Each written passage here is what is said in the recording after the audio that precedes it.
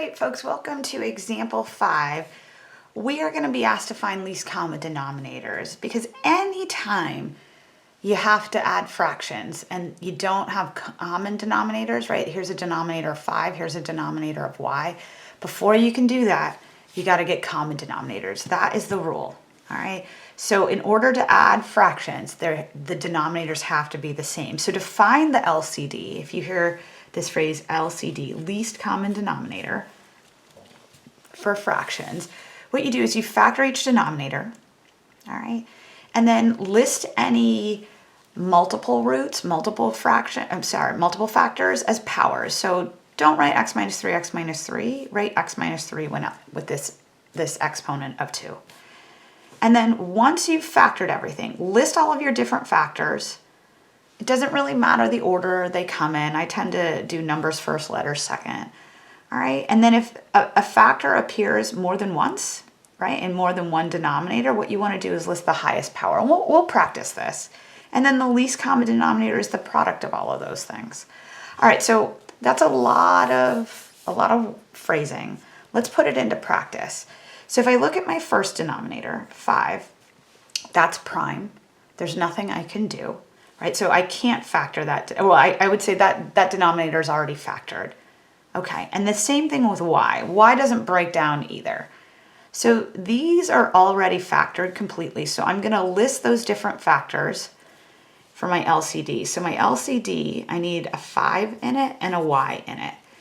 And there was no repeated factor because nothing was squared or cubed, right? So I don't need to worry about writing the factor with the highest power. I mean, essentially I did. The most 5 shows up to is to the first power, and the most y shows up to is the first power, but we don't typically write those. All right, so this is it. This is my LCD. It is 5y. There's nothing more to it than I have a denominator here that's already factored, a denominator here that's already factored, so I combo those for my LCD. Okay, so let's take a look at b, right? So if we look at my two denominators, I've got an x squared and an x, and I can't break down x squared anymore, right? And I can't break down 7. So both of these denominators are already factored completely. All right, so if I want to start to build my LCD, all right, if I think about the numbers involved, 7 is the only number, so I'm gonna list that out in my LCD. And in this case, I do have a factor that appears more than once, right? The same factor appeared in more than one denominator. I had an x in this denominator and I had an x squared in this denominator. All right, so x was showing up in both of these, and it says write that factor with the highest power that appears.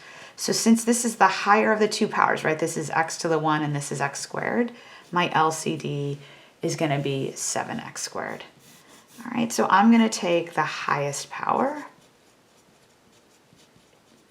and put that into my least common denominator, right? And the LCD, it's always the product of these factors. So I have a 7 times an x squared. In the same way I had a 5 here times an x squared. Not a x squared, excuse me, a 5 times a y. All right, so let's try and mess with this and make it a little bit more convoluted. So if I scooch this paper up, you're gonna see part C, all right? And you can see it's a more complicated denominator, right? We've got 18x cubed y, 27x squared y cubed. So let's start looking at how we can break this down. I can break 18 down, right? 18 is essentially 9 times 2, which is 3 squared times 2. So we'll keep that in mind. And 27 is 3 cubed. All right, so I'm breaking all of this down. Then I have an x cubed and an x squared, a y and a y cubed. Now this is technically y to the 1. So when I want to start to build my LCD, I'm going to take the product of all these different factors. And what I mean by that is somewhere in my LCD, there will be a power of 2, there will be some power of 3, there'll be a power of x, and there'll be a power of y. But we need to make sure we're taking the highest power of all of those different factors. So as I start to build this out, the highest power of 2 I see is 2 to the 1. So I'm going to put a 2 in here. The highest power of the number 3, I got a 3 squared and a 3 cubed. 3 cubed is the higher one, so I'm going to put the 3 cubed in the LCD. I had a factor of x. I had an x squared and an x cubed. Cube's the highest power there, right? And then I had a factor of y. I had y to the 1 and a y cubed. y cubed's the highest factor there, or highest power, excuse me. All right, and so as I start to play this out, all right, 3 cubed is 27. 27 times 2 is 54. And then we got x cubed, y cubed. And this is my LCD. Okay. All right. Over in part D, I've got 5 over x and then 7y over x plus 3. So essentially I've got an x for a factor, or an x in a denominator and an x plus 3 in the denominator. And these are both technically raised to the first power. So my LCD is just going to be the product of both of those. All right. So there's your first look at LCDs. All right. So that's the first wave. And once you determine your LCD, and we're going to practice that with a slightly more complicated set of fractions in example 6. Once we find the LCD, then we're going to start multiplying these fractions by very special versions of 1. All right, and I'll explain that a little bit more as we move along, okay? All right, thanks so much. Bye.